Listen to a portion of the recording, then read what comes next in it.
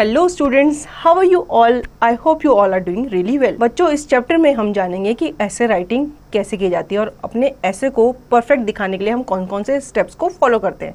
तो चलिए शुरू करते हैं। Essay writing. An essay is a short creation of written composition that treats a topic from the writer's personal view. ठीक है, ऐसे क्या होता है? एक शॉर्ट क्रिएशन होता है जो राइटर लिखता है अपने पर्सनल पॉइंट ऑफ व्यू से। In the beginning of the primary standard, essays are used to judge the mastery and comprehension of material of the higher standard. Students are asked to explain, comment on or assess a topic of study in the form of an essay. ठीक है, अब हम आते हैं parts of essay की तरफ। An essay should have the following parts. पहला क्या होता है? introductory paragraph। ठीक है, body of the essay comprising 2 to 4 paragraphs, concluding paragraph. ठीक है, पहले हम समझेंगे इंट्रोडक्टरी पैराग्राफ क्या होता है। The introductory paragraph is the first paragraph of an essay. It introduce the central point of an essay. ठीक है, इसमें क्या होता है? आपको पैराग्राफ किसके बारे में उसका इंट्रोडक्शन देना होता है।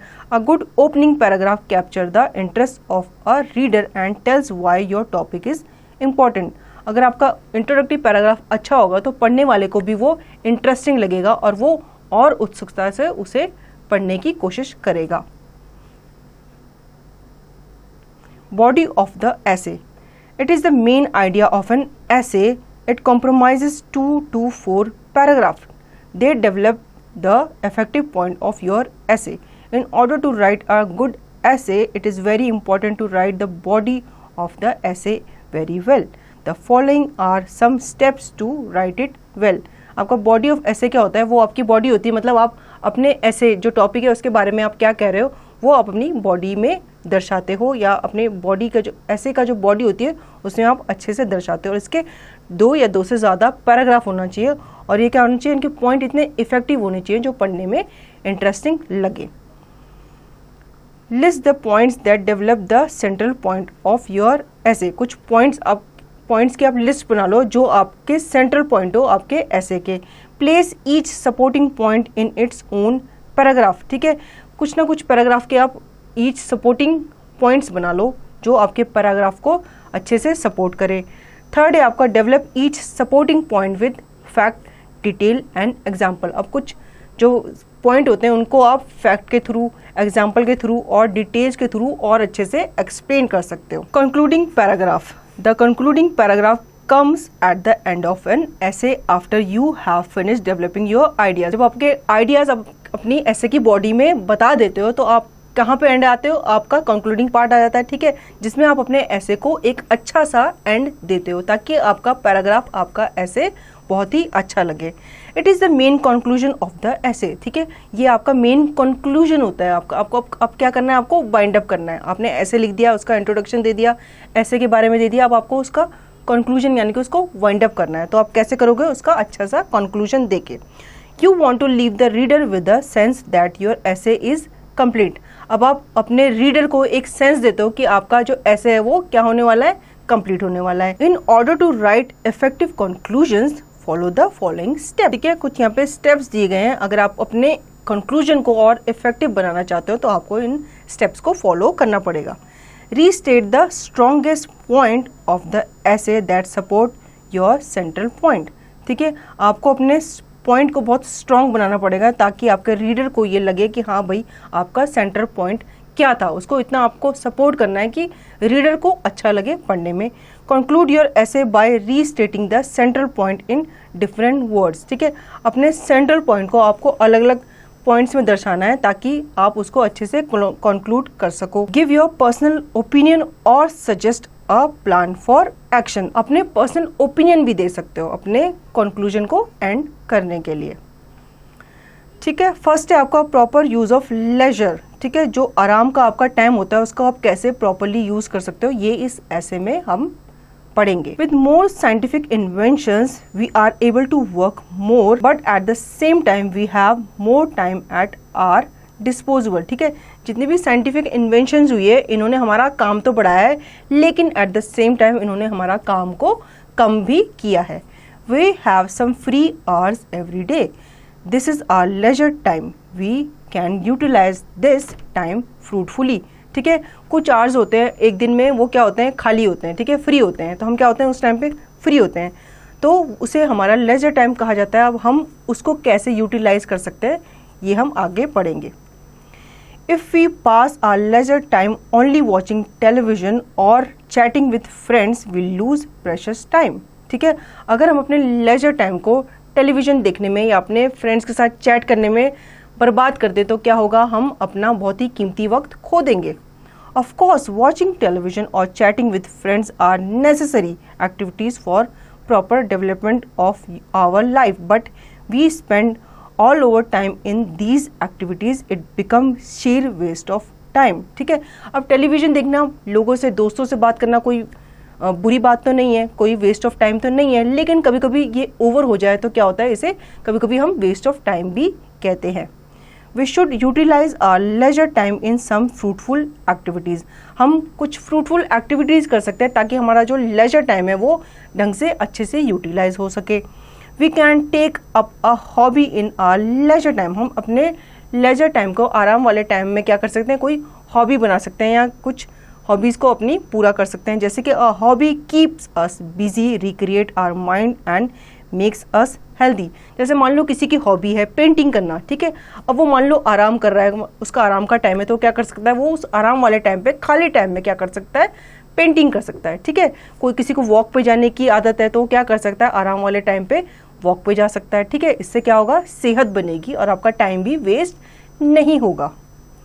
अ स्टूडेंट कैन रीड बुक्स, ठीक है, वॉच बर्ड्स और plants, spend time in gardening, help parents in domestic work और polish his skills in some sports. ठीक है, स्टूडेंट्स क्या होते हैं, जैसे कि मान लो छुट्टी का दिन है, ठीक है, खाली बैठे हैं, उनका होमवर्क भी हो गया, सब कुछ हो गया, तो क्या कर सकते हैं, बुक्स रीड कर सकते हैं, अपने पेरेंट्स की, उनके हाउस होल्ड वर्क में उनकी हेल्प कर सकते हैं, प्लांटिंग कर सकते हैं। ठीक है, आप गार्डन में जाके क्या कर सकते हो, प्लांटिंग कर सकते हो, कुछ बर्ड्स को आप ऑब्जर्व कर सकते हो, प्लांट्स को देख सकते हो।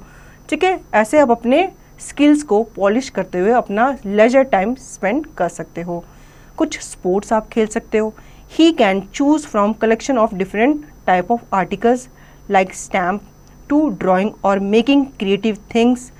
Pursuit of a habit will result in a better life for us. ठीक है, खाली टाइम में आप कोई हैबिट, अच्छी सी हैबिट आप चुन लो तो आप क्या होगा, आप अपनी लाइफ को और बेटर बना सकते हो। When we have grown old and retired from business, these hobbies will keep us busy and active and make our life meaningful। ठीक है, जब हम बूढ़े हो जाएंगे, जब हम क्या हो जाएंगे, रिटायर हो जाएंगे अपने बिजनेस से, अपने काम से, तो ये हॉबीज़ ही हमें आगे जाके हमारे काम आएगी। कब आएगी, हमारे बुढ़ापे में। मान लो आपको बचपन से पेंटिंग का शौक है, लेकिन आप जॉब कर रहे हो, आप अपनी पेंटिंग नहीं कर पा रहे, तो क्या होगा, जब आप बूढ़े हो जाओगे, जब आप ओवर 60+ हो जाओगे, तो आप क्या करोगे, आप वो पेंटिंग को दोबारा से कंटिन्यू कर सकते हो। ताकि क्या होगा, जब आपके पास काम नहीं होगा, आप जॉब पे नहीं जा रहे होगे, तो आप खाली समय में क्या कर सकते हो, पेंटिंग कर सकते हो। तो बच्चों, ये बात थी हमारे लेजर टाइम को जो हम अच्छे से प्रॉपरली यूज कर सकते हैं। ठीक है, तो बच्चों आप भी अपने टाइम को अच्छे से सेव कर सकते हो, अपने टाइम को अच्छे से यूटिलाइज कर सकते हो। कौन से टाइम को, जब आप फ्री होते हो। ठीक है, अब हम बढ़ते हैं आगे अपने नेक्स्ट ऐसे की तरफ, जो कि है चाइल्ड लेबर के ऊपर। I am lucky to have loving parents who take good care of me and a happy home. ठीक है, यहाँ पे एक बच्चा कह रहा है, मैं बहुत लकी हूँ कि मेरे लविंग पेरेंट्स हैं और वो मेरी बहुत अच्छे से केयर करते हैं और मेरे पास क्या है, हैप्पी होम है। I get the best of food, clothes and go to one of the best schools in my city. वो थैंकफुल है अपने आप के लिए कि मैं क्या हूँ, मैं एक अच्छा बच्चा हूँ, मुझे क्या है, मुझे अच्छा खाने को मिल रहा है, मुझे अच्छा पहनने को मिल रहा है और मुझे अच्छा स्कूल जाने को मिल रहा है जहाँ पे मैं अच्छे से पढ़ाई कर सकता हूँ। My parents fulfil almost every wish of mind. मेरे पेरेंट्स जो है वो मेरी सारी विश को पूरा करते हैं। Whether it is to go for ice cream at 11 o'clock at night और to a holiday anywhere in the country, God has really been good to me and I thanked him for it. वो कहता है मेरे जो parents हैं वो मेरी सारी विश को पूरा करते हैं। चाहे मैं उनको 11 बजे रात के बोलूँ कि मुझे आइसक्रीम खाना है, वो मुझे आइसक्रीम खाने के लिए लेके जाते हैं। चाहे मैं बोलूँ कि मुझे घूमने जाना है जब मेरे हॉलीडेज़ हैं, तो वो मुझे घुमाने के लिए लेके जाते हैं। तो वो कहता है मैं गॉड का बहुत ही शुक्रगुजार हूँ कि मुझे इतने अच्छे पेरेंट्स मिले हैं। There are many boys and girls who are not as lucky I am, ठीक है। These little boys and girls have no shelter of their own to protect them from the rain and the hot, ठीक है। बच्चों, जब आप गाड़ी से जाते हो या आप रास्ते में जाते हो, आप रेड लाइट पे या कहीं भी आप रास्ते में देखते हो बहुत सारे बच्चे होते हैं जो अपने पेरेंट्स के साथ कहाँ रह रहे होते हैं, फुटपाथ पे रह रहे होते हैं। ना उनके पास अच्छा घर होता है रहने को, ना उनके पास अच्छा खाना होता है खाने को, ठीक है। तो यहाँ पे बताया गया है कि बहुत से ऐसे बॉयज़ और गर्ल्स होते हैं जिनके पास अच्छा खाने को, अच्छा पहनने को और अच्छा रहने को नहीं होता। They spend their childhood working in factories, small roadside cafe, or as domestic helpers in people's home. Some beg on the road or pick rags on the street. How cruel life is to them. अब उनके लिए थोड़ा सा पिटी feel कर रहा होता है कि क्योंकि उन बच्चों को क्या होता है, बचपन से ही उनको पढ़ने को नहीं मिलता, तो क्या होता है उनको पैसे कमाने के लिए फैक्ट्रीज़ में या किसी कैफ़े में छोटी मोटी जॉब ढूंढनी पड़ती है, या फिर वो क्या करते हैं, भीख मांग के अपना गुजारा करते हैं। या फिर वो रास्ते में आपने देखा होगा बच्चे क्या उठा रहे होते हैं, प्लास्टिक बैग्स उठा रहे होते हैं ताकि वो उनको बेच सकें और अपने लिए खाने का कुछ जुगाड़ कर सकें, ठीक है। These are the years when they should be going to school to study, not to work, ठीक है। ये साल जो होते हैं, जो बचपन के साल जो होते हैं, क्या होते हैं, वो स्कूल जाने के होते हैं, ना कि काम करने के। There is a law in our country that no child less than 14 year can be made to work, ठीक है। हमारी कंट्री में एक लॉ बनाया है कि 14 साल से कम उम्र के बच्चे से हम काम नहीं करा सकते। Yet these boys and girls have to work to eat and earn a little money, as they may have no parents or just mother who is herself working as a maid in other homes, or father who is laborer himself, ठीक है। लेकिन क्या होता है, इनके parents नहीं होते हैं, या फिर होते हैं तो फिर क्या होते हैं, वो भी कहीं ना कहीं किसी के घर पे जॉब कर रहे होते हैं, या फादर जो होता है वो कहीं ना कहीं किसी फैक्ट्री में जॉब कर रहा होता है। तो क्या होता है, वो इतना पैसा नहीं कमा सकते, इसीलिए इन बच्चों को भी क्या होता है, अपने खाने पीने के लिए खुद से अर्न करना पड़ता है। These boys and girls are made to do things that are life threatening, ठीक है। इनको कुछ काम ऐसे भी करने पड़ते हैं जो इनकी जिंदगी के लिए जोखिम होते हैं। They are sometimes forced to work in unhygienic condition and beaten mercilessly when they go wrong. For them, life is a curse. Since they are poor, they are left to सफ़र, ठीक है। अब उनकी लाइफ के बारे में बताया गया है कि जहाँ वो काम करते हैं, कभी कभी उन्हें इतना पीटा जाता है, या कभी कभी वो बहुत ही अनहाइजीनिक कंडीशन में काम कर रहे होते हैं। तो क्या होता है, ये जो लाइफ होती है उनके लिए एक तरह की बददुआ सी होती है। उनकी लाइफ जो होती है उनके ऊपर एक कर्स होती है। क्यों? क्योंकि वो एक अच्छी ज़िंदगी नहीं जी पाते। All boys and girls whether rich और poor have the right to get education and the right to have a healthy environment, ठीक है। जितने भी बॉयज़ और गर्ल्स हैं उन सब का राइट है एक एजुकेशन यानी कि शिक्षा प्राप्त करना, ठीक है। और उनका राइट है एक हेल्थी इन्वायरमेंट में रहना। We must all come together and make an effort to stop the evil practice of child labour. हम सबको आगे आना चाहिए और चाइल्ड लेबर के खिलाफ आवाज़ उठानी चाहिए। Each one of us can do our parts.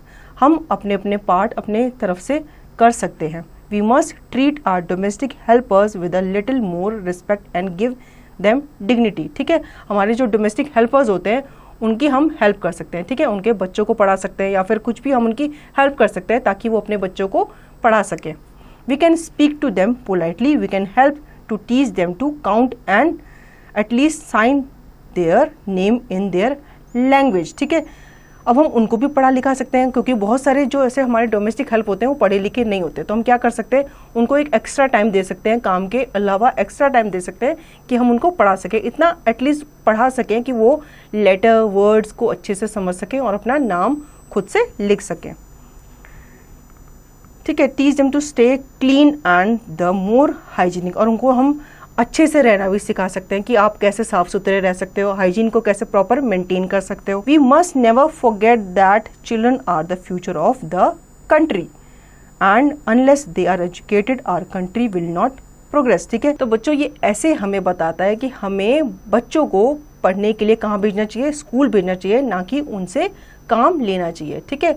बच्चे जो होते हैं हमारे कंट्री का क्या है, भविष्य है। अगर वो पढ़ेंगे नहीं तो हमारी कंट्री भी कैसे ग्रो करेगी, ठीक है। तो आपको क्लियर है बच्चों।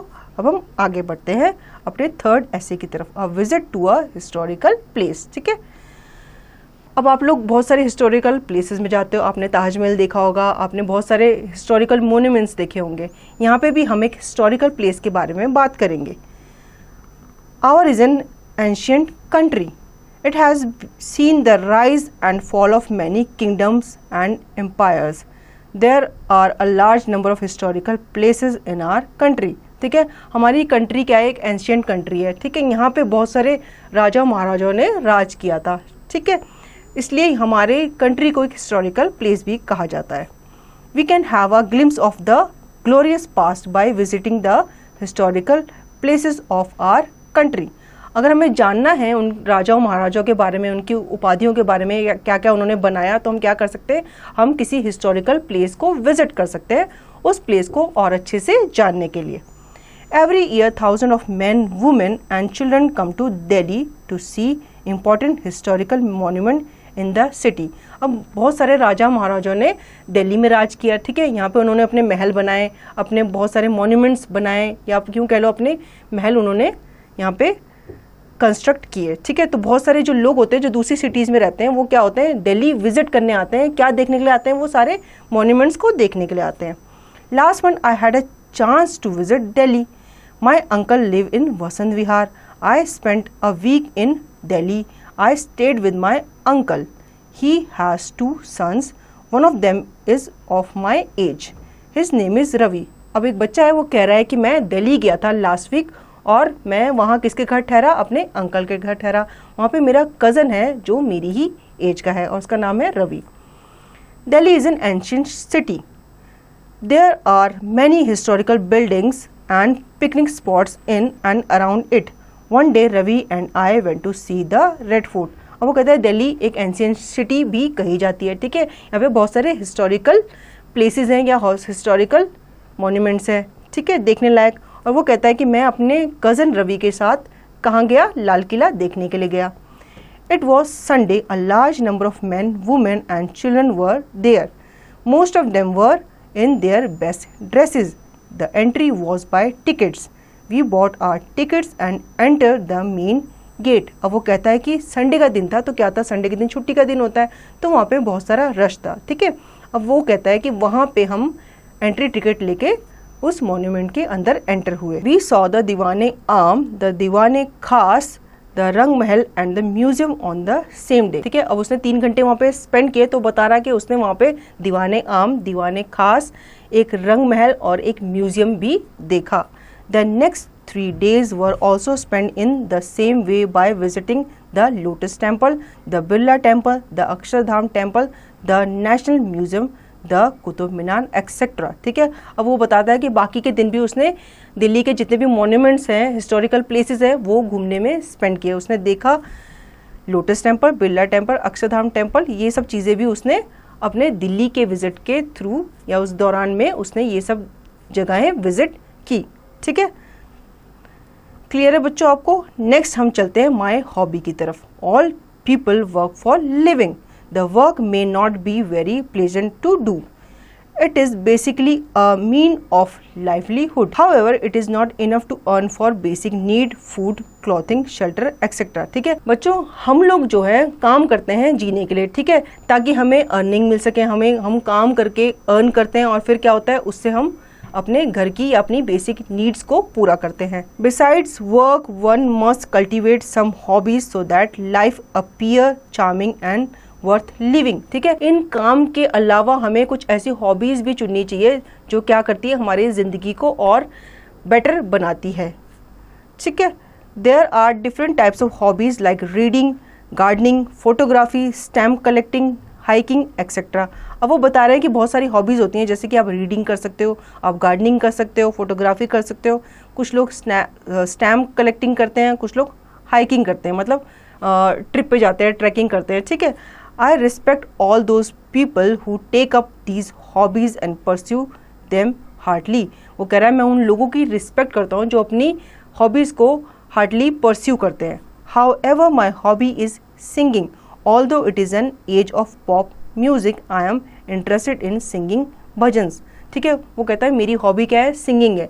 आज का जनरेशन क्या गाता है, वो तो पॉप म्यूजिक गाता है, लेकिन वो अपने बारे में बता रहा है कि मुझे भजन गाना बहुत अच्छा लगता है। Bhajan brings me a lot of peace and carry me nearer to God. वो कहता है भजन जो होते हैं वो मुझे बहुत शांति देते हैं और मुझे भगवान के और करीब ले जाते हैं। भजन singing in fact has been in my blood because my father and uncle also used to sing भजन। वो कहते हैं भजन गाना मेरे ब्लड में भी है क्योंकि मेरे फादर और मेरे अंकल जो थे वो क्या गाते थे, भजन गाते थे इन देयर यूथफुल डेज। ठीक है, जब वो जवान थे तो वो क्या गाते थे, भजन गाते थे। I am a great fan of Anup Jalota and Anuradha Paudwal. ठीक है, ये दो सिंगर्स हैं जो ज़्यादातर इन्होंने क्या गाए हैं, भजन गाए हैं। ठीक है, तो कह रहा है मैं इन दोनों का बहुत बड़ा फ़ैन हूँ। There bhajan give me great peace and joy. जब मैं उनके भजन सुनता हूँ वो मुझे क्या देते हैं, बहुत शांति और बहुत जॉय देते हैं, बहुत ही मतलब मुझे खुशी होती है अंदरूनी। I listen to good bhajans carefully on the radio and TV. वो कहते हैं मैं भजन को, जो अच्छे भजन होते हैं उनको बहुत ध्यान से सुनता हूँ जब वो कहाँ पे आते हैं, रेडियो में आते हैं या टीवी में आते हैं।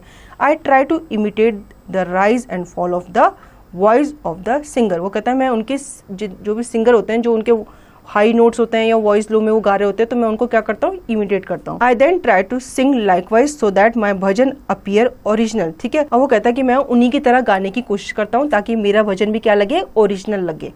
However I also strongly believe that it is not very good for me to copy other people's voice and style. वो कहता है हाउएवर क्या है ये मतलब ये सही नहीं है किसी की वॉइस को इमिटेट करना, उसे कॉपी करना। ठीक है, God has given me a special voice. तो कहता है कि गॉड ने मुझे भी एक स्पेशल वॉइस दी हुई है। ठीक है, वो लोग जो गा रहे हैं वो अपनी लैंग्वेज में, अपनी आवाज़ में गा रहे हैं, तो भगवान ने मुझे भी जब स्पेशल वॉइस दी हुई है तो मुझे गाना या भजन जो है वो अपनी वॉइस में ही गाना चाहिए। I must use that voice wisely to sing good bhajan. ठीक है, मुझे अपनी वॉइस को ही यूज़ करना चाहिए वाइजली ताकि मैं अच्छा भजन गा सकूं। Bhajan sung by me in my own voice and style are particularly liked by my audience. अब जो भजन है वो मैं अपनी वॉइस में, अपने स्टाइल से गाता हूं तो वो मेरी ऑडियंस को बहुत अच्छे लगते हैं। I sometime take bhajans from books of bhajan. I note down bhajans of my choice and create my own composition with the help of a harmonium. When I sing these bhajans in temples, the devotees go into raptures. This satisfaction is my real reward. ठीक है, अब वो कह रहा है मैं books, कुछ भजन की बुक्स होती हैं उसमें से क्या करता हूँ, मैं भजन लिख लेता हूँ, फिर उनको अपनी कंपोजिशन में बनाता हूँ, मतलब अपने तरह से उनको मॉडिफाई करता हूँ। किससे, जब मैं हारमोनियम बजाता हूँ तो उनकी मैं टोन या कुछ भी आप कह लो मैं खुद से मॉडिफाई करता हूँ। फिर वो भजन जब गाता है तो टेम्पल में जब भजन गाता है तो कहता है जो डिवोटीज होते हैं, जो सुनने वाले होते हैं, वो खो जाते हैं और वो कहता है यही मेरा रियल रिवॉर्ड है या अवार्ड है। ठीक है, वो क्या समझता है, वो अवार्ड समझता है कि उसके भजन में सब खो जा रहे हैं। ठीक है, उसके भजन को यानी कि सब पसंद कर रहे हैं। क्लियर है बच्चों आपको? Now we will come to our 5th ऐसे जो कि है पोल्यूशन के ऊपर। Pollution means an unclear, impure environment which is harmful to our health. Pollution क्या है? एक unclear, एक impure environment है जो हमारे लिए या हमारी हेल्थ के लिए क्या है, हार्मफुल है। Pollution can be of many types such as water pollution, air pollution, food pollution and noise pollution. ठीक है, pollution काफ़ी तरह के हो सकते हैं जैसे कि water pollution, air pollution, food pollution and noise pollution. All these are equally harmful to our health. ये सारे हमारी हेल्थ के लिए क्या है, हार्मफुल है। Water pollution is caused in the urban and rural areas because water gets impure due to various reason such as allowing factory waste to flow into rivers. ठीक है, अब वाटर पोल्यूशन कैसे होता है, जब फैक्ट्रीज से गंदा पानी हमारे रिवर्स में मिल जाता है तो हमारी वाटर को या हमारी रिवर को क्या करता है, वो पल्यूट करता है। Almost all the reverse of India have become large sewage drain. ठीक है, हमारी जो इंडिया के रिवर्स हैं वो अब रिवर की तरह नहीं दिखती, वो लार्ज सीवर ड्रेन की तरह दिखती हैं, नाले की तरह दिखती हैं। The river water spread toxic chemical in field and the crops become infected with deadly chemical. ठीक है, we eat grains of those crops and may fall sick. अब वो वाटर, जो रिवर का वाटर जो होता है जो पोल्यूटेड हो चुका है, उससे क्या होता है, हमारे क्रॉप्स, हमारी फसल को सींचा जाता है। अब वो जब फसल उगती है तो वो क्या है, वो हमारी बॉडी के लिए हार्मफुल है क्योंकि वो एक पोल्यूटेड वाटर से सींचा गया है। ठीक है, और जिससे हम क्या पड़ सकते हैं, बीमार पड़ सकते हैं। Further food is grown with the help of chemicals, fertilisers and harmful pesticides which in turn help the farmer with a bumper crop but it pollute the crop. ठीक है, इसके बाद जब वाटर पोल्यूटेड वाटर से सींचा जाता है, इसके बाद क्या होता है, हमारे प्लांट्स को, हमारी फसलों को केमिकल से ग्रो किया जाता है, फर्टिलाइजर्स डाले जाते हैं, हार्मफुल पेस्टिसाइड डाले जाते हैं। ठीक है, जिससे क्या होता है, हमारी क्रॉप भी जो होती है वो पोल्यूटेड हो जाती है। This pollution of food leads to serious medical problems among the consumer. अब ये जो हमारी फसल पोल्यूट हो जाती है तो उसके बाद क्या होता है, ये हमारे जो कंज्यूमर, हम ही हुए कंज्यूमर, ठीक है, तो वो क्या होता है, हमारी मेडिकल जो कंडीशन होती है उसको क्या करती है, इफेक्ट करती है। They consume the harmful chemicals unknowingly and invite troubles। ठीक है, noise pollution too leads to severe psychological disturbance among urban individuals। Palpitation of the schizophrenia and lunacy are due to noise pollution in the cities and industrial areas of India। ठीक है, water pollution की तरह noise pollution भी हमारी country में बहुत ज़्यादा फैलता जा रहा है। ठीक है, इससे क्या होता है, हमारे बॉडी में बहुत सारी बीमारियां होना शुरू हो जाती हैं। और ये किसके थ्रू आता है, इंडस्ट्रियल एरिया के थ्रू आता है। The government has taken necessary steps in this context. Vehicles driven by CNG are being promoted. Solar cookers are being used for heating waters and cooking food. ठीक है, अब government ने इन pollution को कम करने के लिए कुछ स्टेप्स उठाए हैं। जैसे व्हीकल्स में हम क्या करते हैं, पेट्रोल और डीजल की जगह हमने क्या किए हैं, CNG किट्स लगाई हैं ताकि उससे कम धुआं निकले। ठीक है, सोलर कुकर्स को हमने इंट्रोड्यूस किया है ताकि हम क्या करें, उनसे अपने वाटर को या हम अपना उससे फूड कुक कर सकें। ठीक है, pollution checking station have been located along with petrol pumps in all the major cities and towns of the country. Poor water is being sold in bottles. Further the usage of natural fertilisers and biochemical is being emphasised upon the industries, NGOs and farmers. The rivers are being cleaned and pollutants are being minimized in their discharge. Old vehicles which are older than 15 years are being abandoned। ठीक है, अब हमारी government जो है वो इस pollution को कम करने के लिए बहुत सारे काम कर रही है। ठीक है, जैसे कि पेट्रोल पंप पे बहुत सारे पोल्यूशन चेकिंग स्टेशन बनाए गए हैं ताकि आपका जो व्हीकल है वो अच्छे से चेक होके वहाँ से जा सके कि भाई इसमें से ज़्यादा धुआं तो नहीं आ रहा। In all major cities and towns of the country poor water is, अब बॉटल्स में पुअर वाटर सर्व किया जाता है।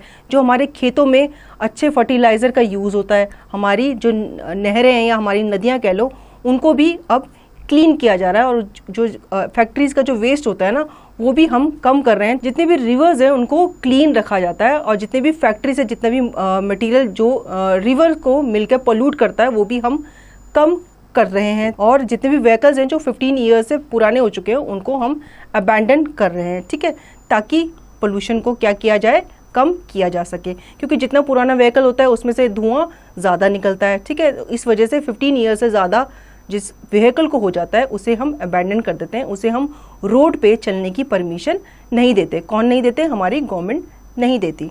ठीक है, क्लियर है बच्चों आपको। अब हम चलते हैं हमारे 6th ऐसे की तरफ, जो कि है माय बेस्ट फ्रेंड के ऊपर। Fortunate is the man who find a good friend in life. A good friend is a great asset. You can depend upon him in all kind of circumstances. ठीक है, बहुत भाग्यशाली ये तो होता है वो इंसान जिसके पास एक अच्छा फ्रेंड होता है। ठीक है, एक फ्रेंड को हम ग्रेट एसेट मानते हैं। ठीक है, और हम सारे सर्कमस्टांसेस में उस पर डिपेंड रह सकते हैं। I have found a very sincere and dependable friend in Kuldeep. He is senior to me by 1 year but we study in the same school. ठीक है, वो बता रहा है कि मेरा बेस्ट फ्रेंड कौन है, कुलदीप है, और वो मेरा सीनियर है एक ही स्कूल में, लेकिन हम दोनों बहुत ही अच्छे फ्रेंड्स हैं। We travel to our school by the same school bus. हम एक ही स्कूल से कहाँ जाते हैं, स्कूल जाते हैं। All the return by different buses since his class is over later than mine. और वो कहता है हम अपने घर जो है लेट जाते हैं क्योंकि हमारा स्कूल का टाइमिंग जो ओवर होने का टाइम है वो डिफरेंट है। मैं जल्दी फ्री हो जाता हूँ अपने स्कूल से, वो थोड़ा लेट फ्री होता है। Kuldeep is a handsome boy. He has a fair complexion and sharp features. अब वो उसके बारे में बता रहा होता है कि वो एक हैंडसम बॉय है, उसके फीचर्स जो है वो बहुत शार्प हैं और वो दिखने में क्या है, फेयर है। He wears neat and clean clothes and take all care to keep his body in shape. ठीक है। वो बताता है कि वो बहुत नीट एंड क्लीन कपड़े पहनता है और अपनी बॉडी को शेप में रखता है, मतलब वो अपने खाने पीने का बहुत अच्छे से ध्यान रखता है। When he walk and talk he look like a celebrity. वो कहता है जब वो बात करता है या चलता है वो एक सेलिब्रिटी की तरह दिखता है।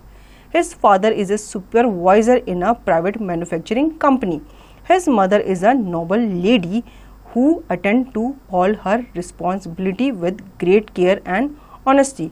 वो तरह उसके फादर जो हैं एक सुपरवाइज़र हैं और उसकी मम्मी जो है एक बहुत नोबल लेडी है जो उसकी बहुत सारी रिस्पॉन्सिबिलिटी लेती है और उसकी एक अच्छी केयर करती है। Both the parents are very simple and God fearing but very intelligent. ठीक है, उसके जो पेरेंट्स हैं वो बहुत अच्छे हैं, सिंपल हैं और बहुत ही इंटेलिजेंट हैं।